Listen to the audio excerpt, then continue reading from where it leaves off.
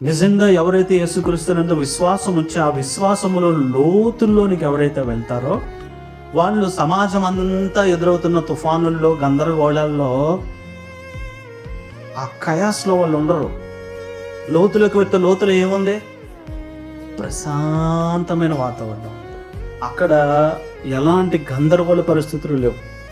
అంటే విశ్వాస జీవితంలో కొనసాగుతున్న మనం సంవత్సరాలు గడిచే కొలది, ఆయనకు సమీపముగా వెళ్ళే కొలది మనం లోతులోకి వెళ్ళాలి. పైపైన విశ్వాసం మనలో ఉంటే ఆ తుఫాను మనలో కూడా ఏం చేస్తుందో తెలుసా?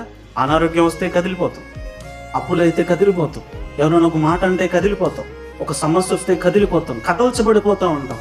కారణం ఏంటయ్యా అంటే విశ్వాస జీవితంలో నువ్వు ఎంతసేపు పైపైనే ఉంటున్నావు. లోతులోకి వెళ్ళాలి. సంవత్సరాలు వెళ్ళిపోతున్నాయి. 2025 వెళ్ళిపోయింది, 2026 వచ్చింది, ఒక నెల వెళ్ళిపోయింది. ఎంత లోతులోకి నువ్వు విశ్వాసంలో వెళ్తున్నావు? క్రీస్తులో లోతులోకి వెళ్ళిన వ్యక్తి జీవితంలో, హృదయంలో లోకం ఉండదు. లోకంలో ఉన్నదంతా కల్లోలమే, లోకంలో ఉన్నదంతా అలజడే. లోకం అంతా మనల్ని ఆకర్షిస్తుంది. లోకం అంతా మనిషిని ఏం చేస్తుంది అంటే ఒక చోట స్థిరంగా ఉండనివ్వదు. లోక ఆకర్షణలో మనిషిని ఒక చోట నుంచి ఇంకొక చోటకి, హృదయాన్ని, ఆలోచనల్ని, మనిషిని పరుగులు పెట్టిస్తూ ఉంటుంది. లోకం ఎలా కనిపిస్తుంది అంటే మనం ఎండలో బండి మీద ప్రయాణం చేసి వెళ్తున్నప్పుడు తారు రోడ్డు మీద దూరం నుంచి చూస్తే అక్కడ నీళ్లు ఉన్నాయి అన్నట్టు కనిపిస్తుంది. కానీ దగ్గరికి వెళ్తే నీళ్లు ఉంటాయా? లోకం కూడా అలాగే ఉంటుంది. ఇది ఇక్కడ నీకు తృప్తి దొరుకుతుంది, ఇక్కడ నీకు సంతోషం దొరుకుతుంది, ఇక్కడ నీకు ఆనందం దొరుకుతుంది. రా సిగరెట్ తాగు, ఎంత బాగుంటుందో తెలుసు, రా అంటది. సిగరెట్ అయిపోతే మందు తాగండి, తర్వాత వ్యసనాలు. లోకంలో ఎంతమంది చుట్టుపక్కల వ్యసనాలకు బానిసలైన స్నేహితులు మనకున్నా ఆ వ్యసనాల జోలికి వెళ్లకుండా కాపాడేది ఏంటో తెలుసా?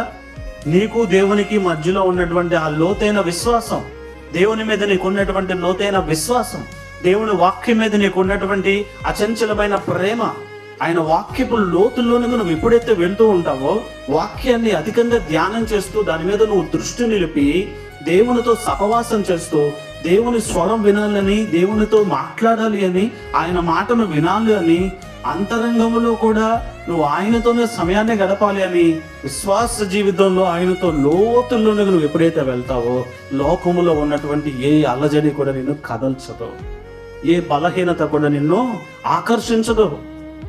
లోకము రంగులమయం, ఆకర్షణీయంగానే కనిపిస్తుంది. మన వయసును బట్టి, మన స్థితిని బట్టి, పరిస్థితిని బట్టి వాడు వల విసురుతూ ఉంటాడు అపవాది. నువ్వు ఆ వలలో పడకుండా ఉండాలి అంటే నువ్వు ఎక్కడికి వెళ్ళాలి? ఏ లోతులోకి వెళ్ళాలి? విశ్వాసం యొక్క లోతులు.